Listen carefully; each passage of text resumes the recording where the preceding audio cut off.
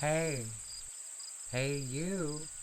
I have an entertaining, sultry story I want to share. Come on over. I got freaky tales for you.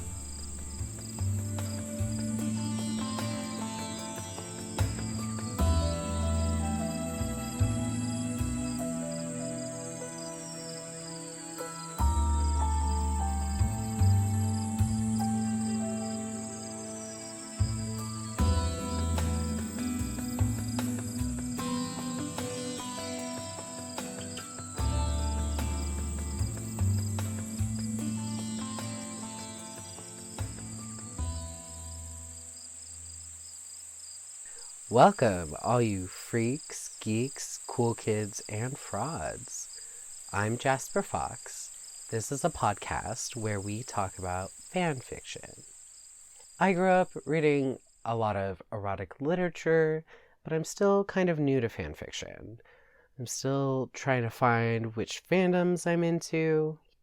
I'm very excited to present to you our first Star Wars story. They Don't Call It a Job for Nothing by These Violet Delights. The pairing for this story is Armitage Hux and Kylo Ren. This story, like most of our stories, is rated explicit. The summary for this story is as follows. Hux comes to terms with the fact that he, the most powerful general in the First Order, really loves sucking cock. Tags for this fic include explicit sexual content, Kylo Ren is not nice, Supreme Leader Kylo Ren, Hux sucks cock for promotion, dubiously consensual blowjobs, dirty talk, inappropriate use of the Force, manipulation, shame kink, verbal humiliation. This is basically porn. Plot, what plot? Porn without plot. If any of that sounds harsh, unsavory, or gross for you, feel free to skip to our discussion or wait it out and catch us next month. If you're into that, if that sounds hot, get comfy because I'm going to read you a story.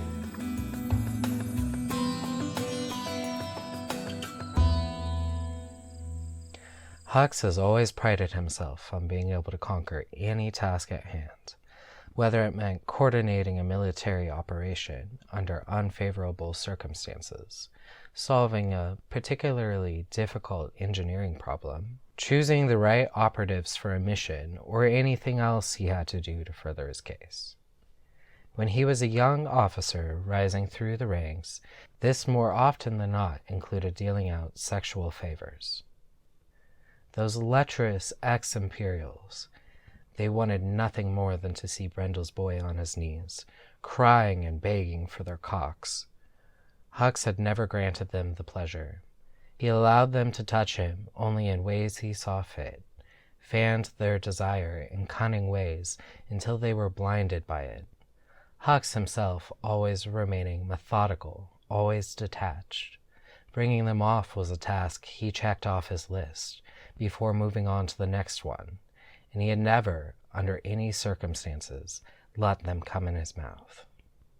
There had been one man, a young aide to one of the First Order colonels. Hux had just thought of a brilliant idea for the stormtrooper training program and was dead set on pitching it directly to the person in charge. No patience to file a request and wait as it went through the excruciatingly slow standard protocol. The aide had promised to arrange a private hearing, and Hux sucked him off in exchange for the favor. He was an attractive man with broad shoulders, a narrow waist, and a long, slightly curved cock. He kept grabbing the nape of Hux's neck as Hux pleasured him, guiding his head and thrusting vigorously into his mouth. Hux had lost track of his carefully calculated time, only remembering to pull away as the other man was already climaxing, a few drops of his salty cum landing in Hux's mouth and across his face. Back at his quarters, He gargled with mouthwash, disgusted and slightly shaken, inspecting his swollen, reddened lips in the mirror. No, this was not the modus operandi of Armitage Hux, and definitely not something he enjoyed. He had been granted the private hearing and was promoted to captain within the next year. As the Order had finally began to recognize Hux's merits, Hux elevated his tactics to a different level. Everyone who has ever seen him on his knees is now transferred to some outpost or dead, including the handsome aide who almost caught a glimpse of something no one ever was allowed to see. The memory of his attractive cock sometimes arises in Hux's mind when he is pleasantly tipsy or filled with restless energy at night, but he never gives it more than a brief passing thought. Years and long military campaigns pass and Hux is general of the First Order, part of the High Command. Now it's time for lesser men to seek his graces, and he is invincible, powerful, and respected. Or was, until Kylo Ren came along. Hux had been certain that the days with him on his knees in another man's dick in his mouth were long over, and yet here he is, walking towards Ren's quarters, knowing exactly what will transpire when he gets there. The finalizer is speeding through hyperspace towards a loyalist planet in the Outer Rim, the first stop of their campaign tour after Ren's ascension to the throne. Scaring the merchants into submission by having the First Order's new manic, lightsaber-happy ruler descend upon them before news of the crate fiasco can spread is a good strategic move, and Hux could kick himself for not thinking of it first. When Ren had announced his 5-planet tour, Hux frantically tried to devise a plan that would earn him a place at Ren's side as co-commander at least, instead of being put on public display as the disgraced dog on a leash. In a moment of desperation, he'd put his hand on Ren's upper arm. Just a slight caress, feather-light, suggestive. It has worked before. Ren's dark eyes were unreadable as he looked back at Hux. If this is what you want, General, don't say I didn't give you a chance. A chance? Ren, as always, remains wholly unpredictable, but should be easy enough to manipulate. All that uncontrollable raw energy and impatience is going to last 2 minutes at most after Hux starts playing with his dick. Hux will whisper to him then, stroke Ren's delicate ego with well-placed words, while Ren is struck dumb with post-orgasmic bliss. Later, he will carefully put forward the plans he's been working on for many sleepless nights. Plans that will prevent the Order from crashing down around their ears and contain this petulant child who fancies himself the supreme leader. Ren lets him in without a word, not even looking back to check if Hux is following him as he walks into the bedroom. Hux clears his throat, opens his mouth to say something, even if the notion of small talk in this situation is more than ridiculous. Sit on the bed, Ren says without preamble. Unbutton your shirt. Ren spoke first, so now he has the upper hand, and Hux bristles at that, but does as he's told. Folds his jacket over the back of a chair before lowering himself onto the edge of Ren's bed. The request irks him, but he has taken off his shirt for others before, and is confident enough to unbutton it now and reveal what's underneath, the pale skin, his pert, pink nipples.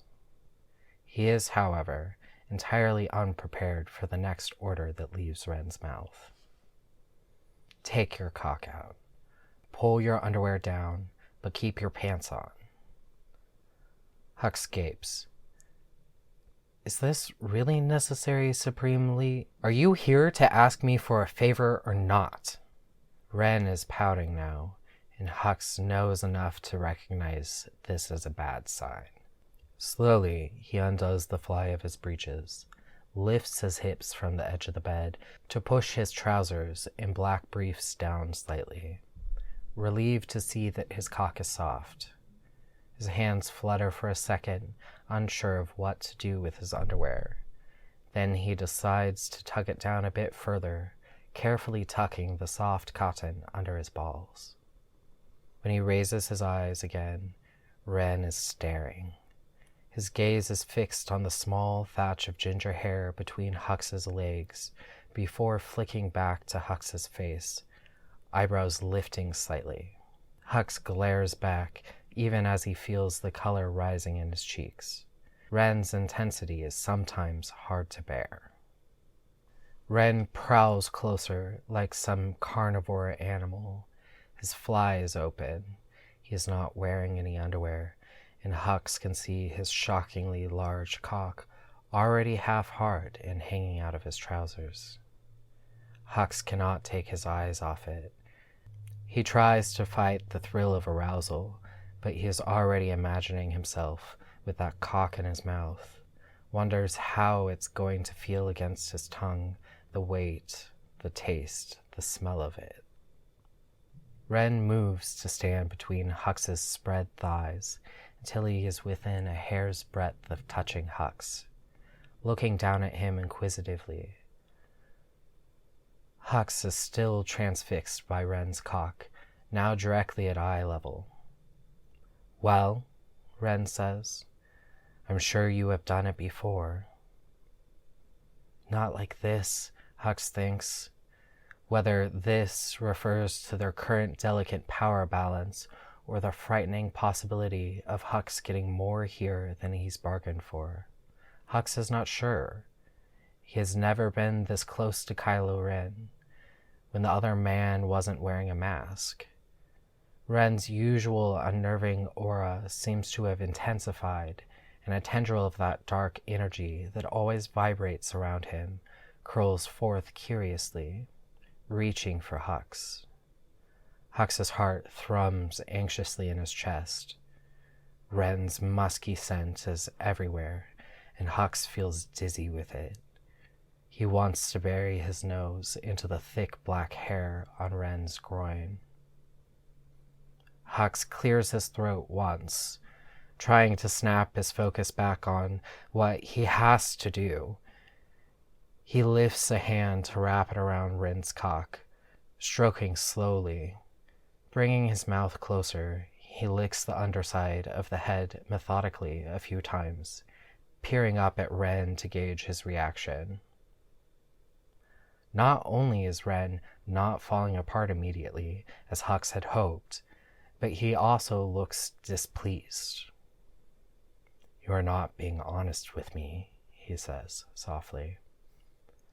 This, of course, is entirely true.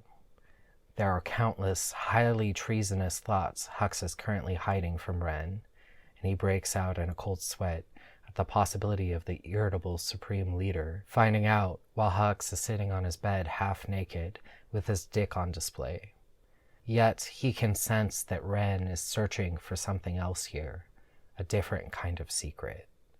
"You're acting like this doesn't excite you," Ren croons. "But it does. It does." Ren has found an opening, and Hux can feel the sharp scalpel of the Force making an incision on his mind now, skinning his brain layer by layer until the ugly truth is laid bare. That Hux had desired this before, wanted a man to fuck his mouth, wanted to suck passionately on a beautiful cock and drink down every last drop of cum that was offered to him. "You fucking love doing this." Ren sounds actually amazed. "I don't," Hux retorts, mouth twisting into a sneer.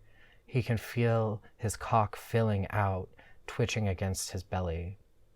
"Don't lie to me." Images rise to the surface of Hux's consciousness. The aide standing above him, Hux sitting on his heels fully naked, sucking the other man off enthusiastically while he strokes Hux's soft red hair. "No," Hux gasps, goose flesh rippling across the skin. That's not how... But you wanted it to happen like this, Ren says, quietly, cruelly. He reaches out to tilt Hux's head back, just enough to take a good look at Hux's flushed face. You were so eager for it. What rank were you back then? Lieutenant, maybe? Yes, you were. You could have achieved success in so many other ways, yet you still chose to debase yourself for these nobodies.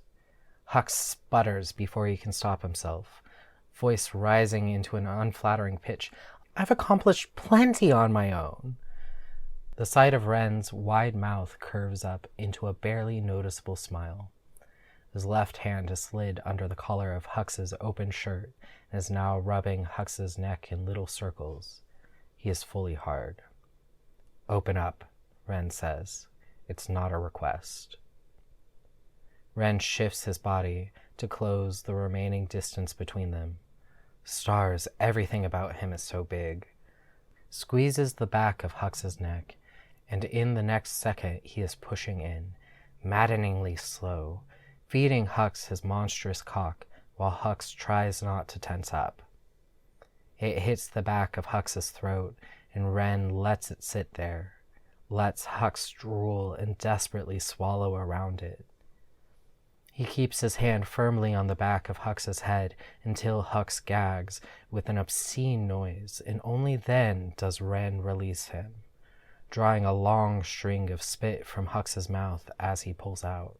And now this is your greatest accomplishment, General. Hux is panting, screwing his eyes shut to suppress the raging hatred welling up inside him. Saliva has dribbled onto his chin. His cheeks are burning with embarrassment, his balls drawn up tight, cock leaning onto his pale stomach. He wants to break Ren's neck, wants to stand up and walk away. He also wants that dick to stretch his mouth again, the need to gorge himself on it almost overwhelming. You can lick me now, Ren says, like a ruler bestowing a rare gift onto his subject, and Hux obeys, shoulders slumping forward in defeat. He starts to lave the underside of Ren's cock with long swipes of his tongue, licking it from base to tip again and again before suckling on the head, his pale lips now flushed pink. Ren rolls his hips, leaking pre-cum on Hux's mouth and chin. Hux's tongue involuntarily darts to taste it, and Ren draws in a hissing breath. He rubs the wet head of his cock against the haughty curve of Hux's upper lip, smearing the fluids there, making Hux moan softly. You are so filthy. Ren grabs Hux's hair in one fist, leaning closer to inspect his glistening mouth. Fuck, I want to show you off like this to everyone. How about that, General?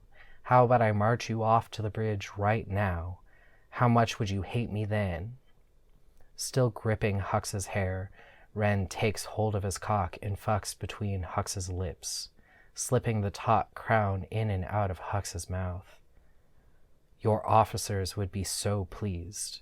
You are so self-involved, you don't even notice how eager they are to see you taken down a peg, how they like to watch you being disgraced.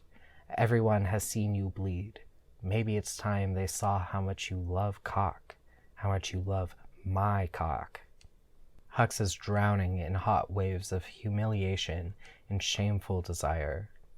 He is also pathetically hard, underwear bunched up under his aching balls, his exposed prick standing high between his legs. You think they wouldn't know, but I would tell them, Ren says with that horrible little lilt in his voice. An official announcement from the Supreme Leader. General Hux is a dirty little cockslut. Hux lets out a horrified growl that sounds more like a moan. He grabs Ren's sides to yank his hips forward, digging all 10 fingers into Ren's flesh as he swallows him whole.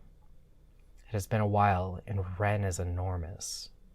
Hux somehow manages to fit most of him into his mouth, breathing through his nose in harsh, angry puffs, the sounds filling the room.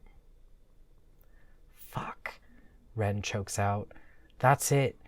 That's it, Hux. Now suck it. There's a good boy.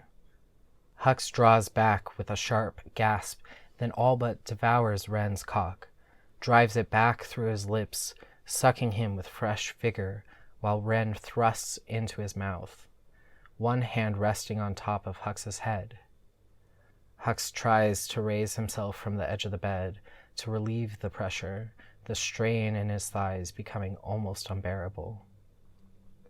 Ren pulls back suddenly, and Hux gives a startled shout as a large hand grabs the back of his neck to shove him off the bed onto his knees. Caught off balance, Hux stumbles forward.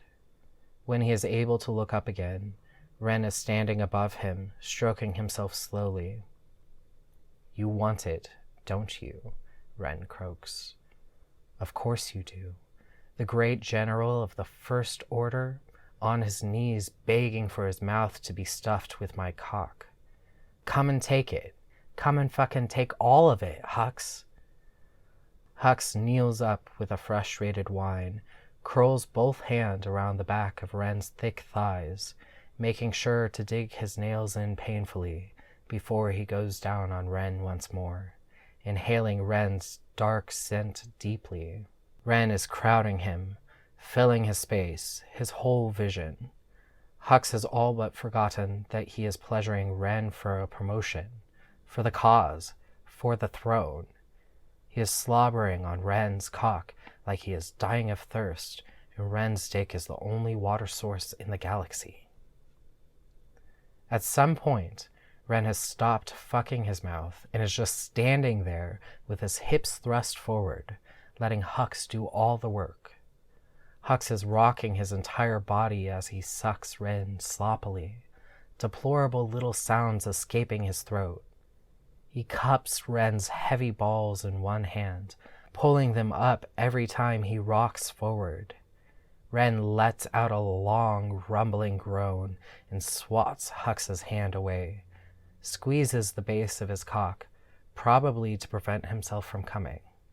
Hux should feel smug about this, but he is too far gone to really care. "Touch yourself," Ren breathes. "Jerk yourself off for me." Deep shame ignites in Hux's chest, but he complies, reaching down with trembling fingers to squeeze his cock. He has never done this in front of anyone, ever, and now Kylo Ren is watching him masturbate while Hux struggles to swallow every inch of his gigantic dick. "Look at you," Ren pants, voice breaking. "Look at you. You cannot live without this. You suck cock like a whore, like a filthy rebel whore."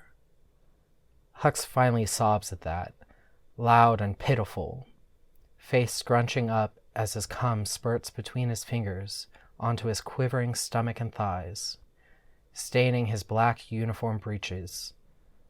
He slumps back onto his boot heels to ride his orgasm out, breathing heavily, hands still moving on his cock.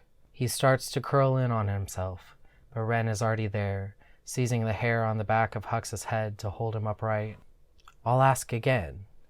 Ren is jerking his cock roughly with his free hand, voice barely a whisper.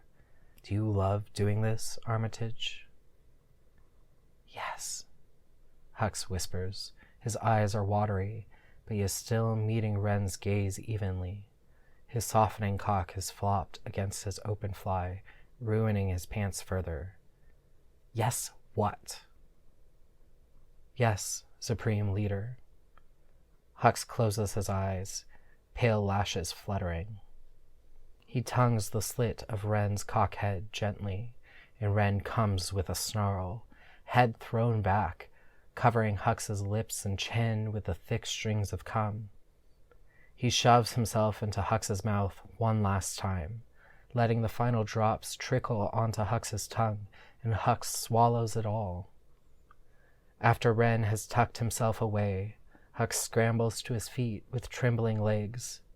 His hair is hanging into his eyes, his uniform a mess, his carefully laid plans in disarray. Ren watches him fumble for his belongings silently and Hux can feel the special disdain he has reserved for Ren returning. The communication panel in the wall chimes once, signaling their exit from hyperspace. Hux turns back from the door, coughs once. "If I may, General, I've promised to listen to what you have to say, but..."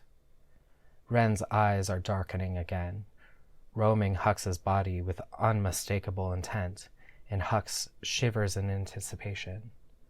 We still have 4 more planets to go.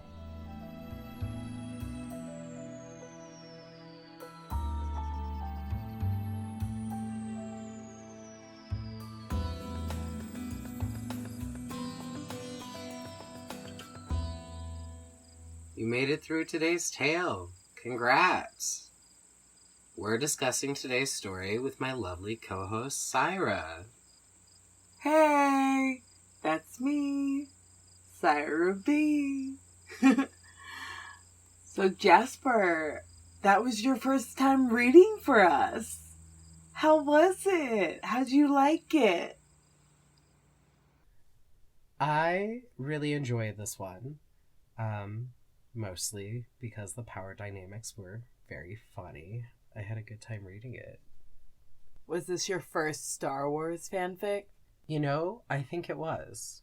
Talk some about your relationship to Star Wars. I very recently, in like the past 4 years, have seen all of it. Kind of for the first time. I had seen some Star Wars when I was much younger, but it was like in the background and other people were watching it, so I never really remembered it growing up. Did y'all watch it in like first trilogy, second trilogy order, or did you do the like chronological order? I don't know how to say what you just said, but I think it was the first one. So if you're a total Star Wars noob, there is the OG trilogy from the 70s, and then there is the second round of trilogies from the 2000s, and those were the prequels to the 70s trilogy. And then what's happening now, some of the one-offs actually predate the prequels or are kind of in between certain prequels, or in between the prequels and the OG trilogy. So everything happened completely out of order. I saw them in the film order first, because I was raised on the OG trilogy, and the second trilogy came out when I was like a kid, and so I really loved them when they first came out. And then as I've gotten older and I have more critique on my films, I have seen what trash they are, and then I've come back around to being like, oh well, they're trash because no one knew how to collaborate with George Lucas / George Lucas can't collaborate with people. He was too much of like a god of those sets, and so shit was just like whatever he was thinking. And the OG trilogy was good because Carrie Fisher and fucking what's his face, Indiana Jones, because those two were constantly fighting with George Lucas and like doing things their own way. Yeah, I'm an asshole and refuse to say Han Solo. I absolutely just completely snubbed Han Solo like that. Yeah. I still won't say the Harrison Ford. There it goes. Yeah, so Carrie Fisher and Harrison Ford are so much of the reason that the OG trilogy, at least script-wise and acting-wise, ended up being as good as it is. What's your favorite Star Wars movie? As someone who's, like, just seen them recently. That is a really hard question. Are you wanting me to pick from the older movies or from the newer ones that have come out, or does it matter? I mean, I believe they're all Star Wars films, so like I'm the kind of motherfucker that like includes the Clone Wars cartoon as part of the like visual fandom. Wow. I'm not a book reader. So, I mean, that's a lie. I'm a book reader. I'm not a Star Wars book reader. Yes, be specific. Yeah, because there's a whole other universe that I, like, haven't touched that's just in the books. And I have good friends that are, like, avid Star Wars book readers. Wow. Yeah, it's a whole nother level. Yeah. Not to mention the comics. Yeah. No, I am sure. From what I've heard, this is a very developed world. Yeah, this is like a huge world. I really love Rogue One. I am pawing through my head to remember the names of the other Star Wars movies because I can't remember the name of the other one I really enjoyed. I am sheepishly admitting that. Yeah, no, I think it was the really campy one that I really enjoyed that had, what were they? They looked like a bunch of tiny fuzzy little bears. Talking about Ewoks? Yeah. I liked them. The Ewoks first were in Return of the Jedi, which is... Yeah, that was it. You're like, yeah, totally called that. That was the one. I knew that name for sure. Totally. I didn't. So Return of the Jedi is the third of the original trilogy. It was late 70s, early 80s. So I'll correct myself from a minute ago. Honestly, a lot of people have issues with the Ewoks. And they're the same people, probably mostly, that have issues with Jar Jar Binks from the 2000s trilogy. And I get it, but also, fuck them. What are the issues that people have with the Ewoks? I mean, both the Ewoks and Jar Jar Binks, people, I think it mostly comes from a place of, this is making my sci-fi juvenile, and this is making my sci-fi, like, less respectable or less for adults, because it's got this, like, cute or ridiculous character. And, you know, I'm no Jar Jar stan. I think that he's a mostly useless character who's, you know, fairly racist and strange. Remind me, Jar Jar is that weird giant slug looking thing, right? Am I wrong? No. Something else. Sorry. Sorry. Try not to laugh in your face.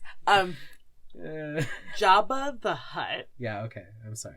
But as I'm like saying the name, I'm like, this is ridiculous. Even as I'm like, actually, it's Jabba, not Jar Jar. And I'm like, you're a douchebag. You sound awful. But yeah, Jabba the Hutt is the evil slug man. Yeah. Jar Jar is a Gungan, which are those like amphibian species. It's the one with the like fishy frills on the face and the tall stalk eyes, right? Yeah, he looks like... That was my second guess. Yeah. In my brain. You got it. And the second guess. If it was a 50-50 chance, you would have failed. Thanks. It did fail, but whatever. You would have gotten a 0.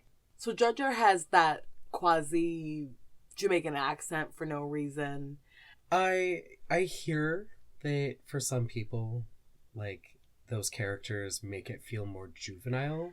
But to me, I feel like it rounds the world out a little bit more to, like, have those campy comedy reliefs because, like, in the real world, you know, there are cute, silly things. Yeah. But then I am a complete sucker for the current ones. Mostly because I'm just, like, thirsty. I'm a thirsty Star Wars addict. So... every new one that comes out, just kidding, I didn't see Solo in theaters. I know, shocking with how I just insulted the character. I had no desire to see that.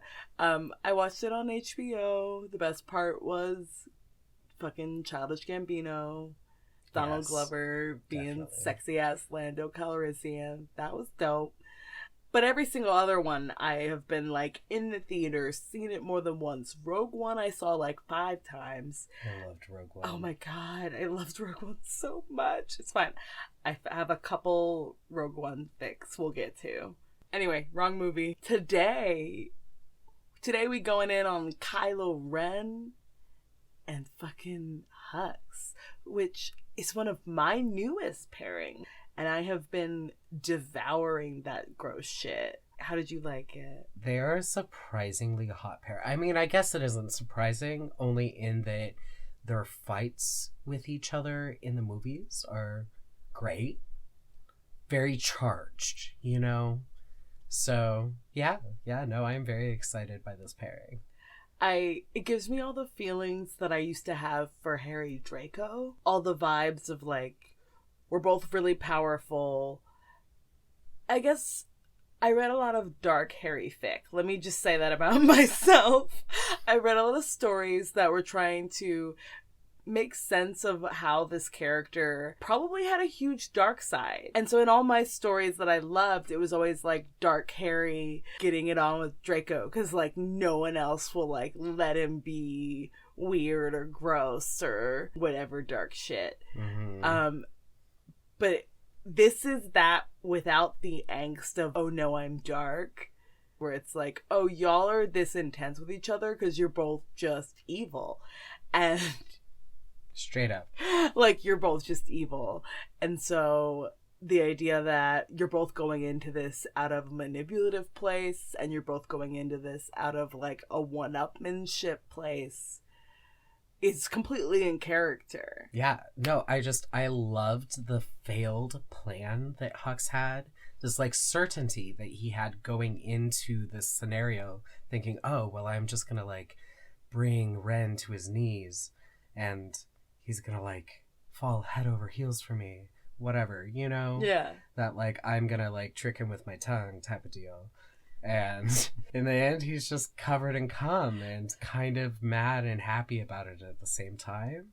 Yeah. Which I like. I love the ending. Hux has kind of opened a door that he doesn't know how to close, with like starting this game with Ren where it's like, oh, you think you've sucked him off and you've gotten what you wanted. Yeah, but in the end, there are 4 more planets to go.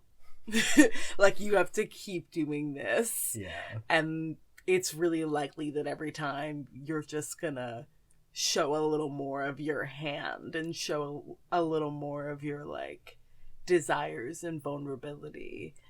Yeah, no, I loved the little cliffhanger bit there, because it really it felt like, oh, this could just keep going. They're just gonna be in this fucking room having a weird power exchange where Hux is mostly just gonna turn into a little sub. And I think that's so in character. I mean, just thinking about some of the clips we watched and how Hux engages, and how Domhnall Gleeson plays that character. He's like straight up sniveling in every scene. Yes. Like genuinely making the wildest faces. And is also trying to power grab a lot. Mm-hmm. To varying levels of success. Just thinking about the "we have no ruler" scene. I'm sorry, I'm just obsessed with this one meme where it's Domhnall Gleeson saying that, and then it's Adam Driver and someone added a foot-long ruler into his hand. I think it's so funny. Anyway, in that scene, the one that does not actually contain a ruler, I'm assuming. Yes, no, there's no ruler.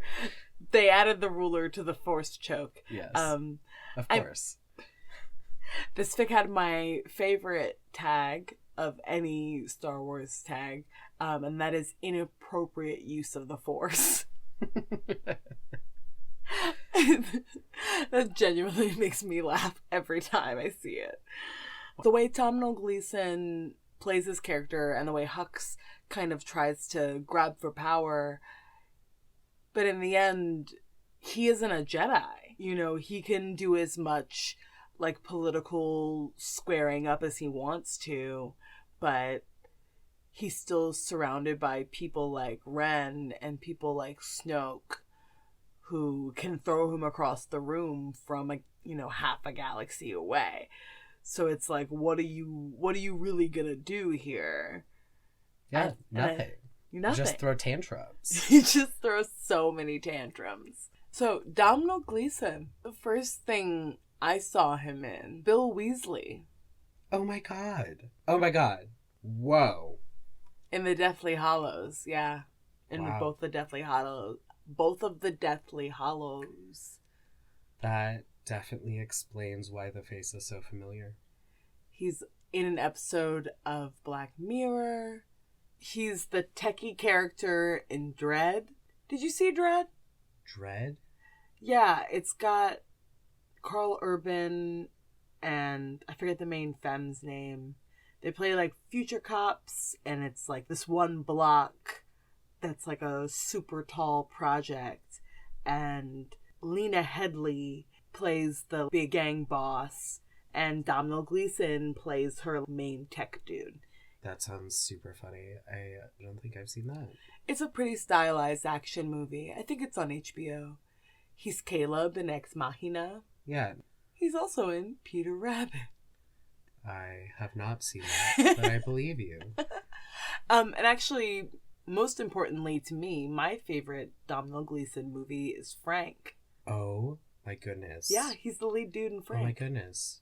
I love Frank. I know. That movie is so weird. Yeah, if you haven't seen Frank, it's about a guy named Frank who wears a paper mache head and is the lead singer of an abstract psych rock band. Yeah. And Domhnall Gleeson plays a shitty, semi-talented musician who arguably is learning from / leeching off / taking advantage of this group of people that don't really want fame so much as they just want to be a band. And the music in Frank makes me think of Adventure Time. I can see that. So Adam Driver, I don't know about you, but whenever I see Adam Driver, I'm like, what is this random giant doing on my TV? Like, even if I am watching something where I know he's in it, I still have a moment of being, like, very startled. I never watched Girls, so I feel a little lucky, not gonna lie, that I don't have that impression, that, like, character of him isn't in my knowledge of Adam Driver. Yeah, that was a hate watch of mine for a little while. I watched a couple seasons of Girls, and it made me feel really unhappy. Like, really, really angry. Oh, like, angry God. Just all the time because of the trash I was watching. Wow. And it really painted an impression on me about Adam Driver for a while. I really hated him for a while. And then I saw him in other things, and I was like, you know what? You're a good actor. You're a really good actor. You were on a trash show. And you acted good on it. Because I hated you. I mean, sometimes that is the tea with actors. You're like, ooh, do I hate you? Or are you really good at being a douchebag? Yeah. I would say my favorite Adam Driver movie is well, one, I'm really excited because I'm looking at his IMDb right now and seeing that he's the voice of Art the Artist on Bob's Burgers. Oh my God. Marshmallow's like boyfriend friend person who steals Linda's ornaments in The Bleakening. Yeah. Which is a Christmas episode from a couple of years ago. Hi, spoiler alert, I'm obsessed with Bob's Burgers. Moving on. Logan Lucky or Midnight Special for favorite Adam Driver movie? Oh shit.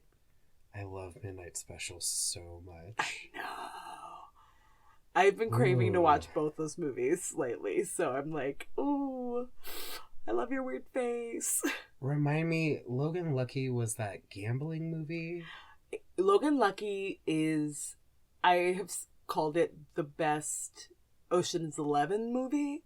I'm just saying that to be descriptive, in that it's a heist movie where folks have to convince all these random characters to be part of the heist. But instead of it being a bunch of urban con men, it's a bunch of rural weirdos of different kinds. Highly recommend both Midnight Special, Logan Lucky. Adam Driver is more of a main character in Logan Lucky, but he is a great character in Midnight Special. And Midnight Special is still like one of my favorite sci-fi movies at this point. It's in my top 5. Point blank, absolutely. Possibly number 1. Yeah, couldn't agree more. There is a new Star Wars coming out in December. Are you excited? I'm excited. Are you excited? I'm excited. Yes, I am excited. It's probably going to be good. If it's bad, how many times are you going to see it? Just out of curiosity. Will you see it more or less? Honestly, I don't know. Because sometimes I see movies that confuse me a lot because I'm trying to grapple with their existence. Yeah. I'm sure I've talked about this. Maybe I haven't. But I watched Crimson Peak by fucking Guillermo del Toro, who I love. But that movie was horrible. I watched that, upwards of a dozen times in a month because I was just trying to figure out what happened. It could have been so good, and it just wasn't. To veer back on topic, sucking cock was the main sex act of this story. It sure was. Were there any other sex acts? There was no other sex act. Were you into that? How'd you feel? Normally, I like to see a little bit more variation in the play in my like erotic literature. But for this, I kind of really liked it because there was kind of like, you got some backstory on Hux about like other dynamics that he had that were all blowjobs. And then you got to see how this dynamic was completely different. Mostly because Kylo Ren, like, uses the Force on him and is like, no, let's pry in there and take a little peek on what's in your brain and then use it against you. Which, you know, worked. It worked. Yeah, I mean, I got the feeling in this world, in this version of Hux, that maybe blowjobs are as far as he's gone. You know, I think in this world, I agree. But I feel like there was an implication at the end of the story that there was more to come. Exactly. I was going to circle back and say, like, I think that's part of what I liked about the ending, was this feeling of like, oh, Kylo Ren's about to take him deeper than he's ever imagined into these power games. And like, yay, power games. Yeah. No, I think it worked really well also because, you know, Hux enters with this idea of like wanting to gain something from Ren, but that's completely shattered, and instead he wants something completely different from Ren. He actually just wants his cock at the very end and is very angry about it. that one point where the story describes Hux just like digging his nail in and his face going red and him just like steaming at it. Just like choking himself on that dick. Absolutely. I was like, that is a fervor I am queer for. Yeah, like... yeah, no, that's me. Definitely. I love just gagging myself. So I felt really great about that description. Felt very seen. Yeah. Yeah, I love that. I think my favorite visual was when it's talked about Hux doing literally all the work and Kylo is just standing there, like, hands on his hips, like hips thrust forward. Yeah. That's hot. That's great. Yeah. I'm just standing here. Yeah. And you're just going in and like gagging yourself and looking like a wild, and I'm putting in zero effort. Yeah. Yeah. Definitely that, you did it to yourself vibe. Do you have a least favorite part of the story? I wasn't a huge fan of the like dirty talking moment where Hux gets called a whore, but that's mostly just because I'm not favorable to the use of the word. In the context, it like worked, but I also just like meh. I agree. Could do without, but also get it. Part of the verbal humiliation. Yeah. I definitely prefer slut as a word if you're gonna like go for verbal humiliation. But that's personal preferences here. Was there any romance to this story? Or is this just like a dirty... This was dirty. This was like some straight up just power dynamic smut. Possibly a budding kink dynamic here is the only like procedural relationship I see. Do you want to try that again? Does that not make sense?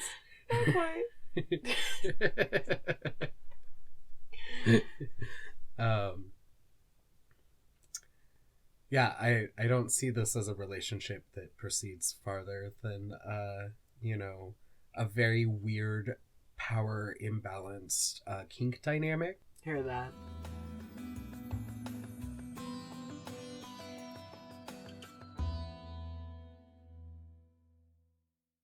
All our stories are sourced from Archive of Our Own.